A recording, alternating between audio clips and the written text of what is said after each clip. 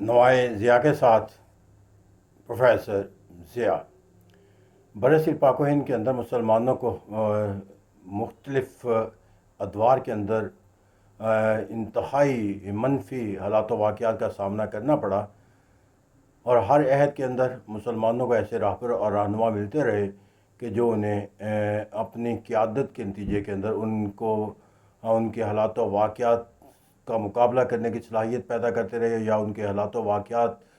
سے انہیں نکالنے کے لیے کوئی ایک عمل جو ہے وہ اختیار کرتے ہوئے نظر آئے۔ برصغیر پاک و ہند کے ایسے ہی رہبر اور رہنماؤں میں ایک بڑا نام اور ایک اہمیت کا حامل جو نام ہے وہ سر سید احمد خان کا ہے۔ اگر یہ کہا جائے تو غلط نہ ہوگا کہ سر سید احمد خان کو کئی دیگر جو رہنما رہبر ہیں ان میں ایک انتہائی منفرد مقام حاصل ہے، اور اس کی بنیادی وجہ یہ ہے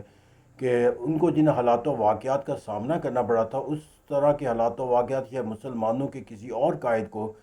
برصغیر پاک و ہند کے مسلمانوں کی راہبری اور رہنمائی کے لیے جو ہے وہ سامنا نہیں کرنا پڑا۔ 1857 کی جنگ آزادی کے بعد جس طرح مسلمانوں کے ساتھ انگریزوں کا ایک ایسا رویہ تھا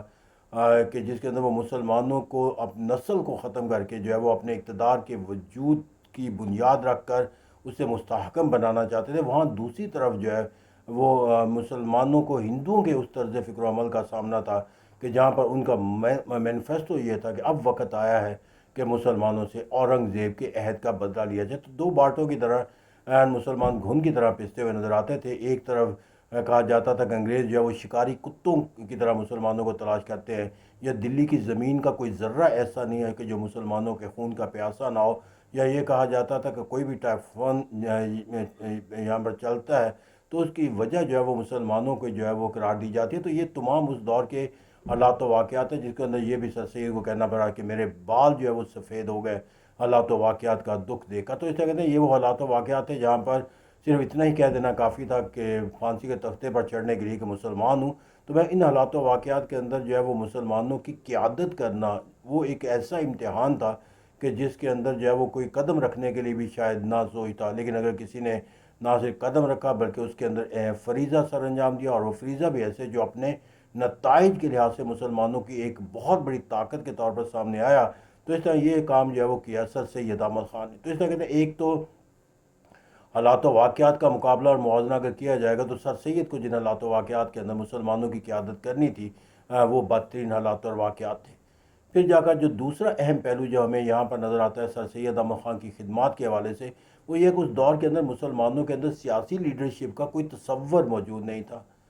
اگرچہ انڈین نیشنل کانگریس موجود تھی، لیکن اس کے باوجود جو ہے وہ کوئی ایک ایسا تصور نہیں تھا کہ جہاں مسلمانوں کے لیے کوئی قیادت کا فریضہ جو ہے وہ سر انجام دینے کے لیے، یا کوئی راہبری کا ایک فریضہ سر انجام دینے کے لیے کوئی گروہ جو ہے ان کے اندر پایا جاتا ہو۔ اس طرح سر سید احمد خان واحد اس 1857 کی جنگ آزادی کے بعد سیاسی افق کے اوپر مسلمانوں کی قائد کے طور پر، یا ایک راہبر کے طور پر، یا ایک رہنما کے طور پر ہمارے سامنے پیش ہوتے نظر آتے ہیں۔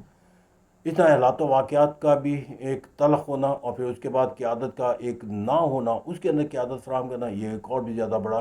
امتحان تھا۔ اور سب سے بڑی بات ہے کہ اگر ہم ان حالات و واقعات کا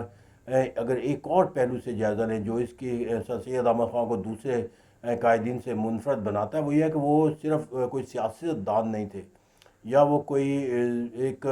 مذہبی رہبر اور رہنما نہ تھے، یا ان کا تعلق جو ہے وہ کسی معاشرتی یا معاشی سرگرمی کو بہتر بنانا، بلکہ وہ ایک ریفارمر تھے، ایک مسئلے تھے، اور یہی وجہ ہے کہ انہوں نے زندگی کے ہر شعبے کے اندر جا کر جو ہے وہ جو خدمات سر انجام دیں، اس کے نتیجے کے اندر مسلمانوں کے لیے ترقی اور خوشحالی کے جو ہے وہ نئے بواب جو ہے وہ شروع ہوئے۔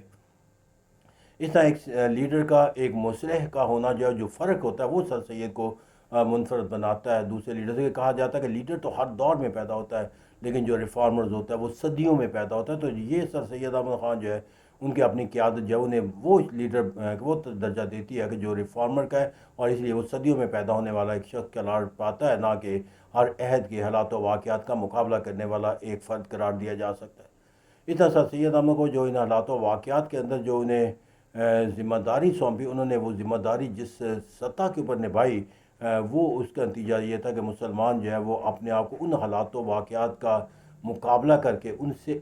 نبرد ازما ہوگا، ان کے نتیجے کے اندر جو ہے وہ اپنے وجود کو بھی بچانے میں کامیاب ہو گئے اور اپنی ترقی اور خوشحالی کی ایک ایسی بنیاد بھی رکھی کہ جس کے نتیجے کے اندر جو ہے انہیں ایک علیحدہ وطن کا تصور کو عملی جامہ کے طور پر پورا کرنے میں مدد حاصل ہوئی. Thank you very much.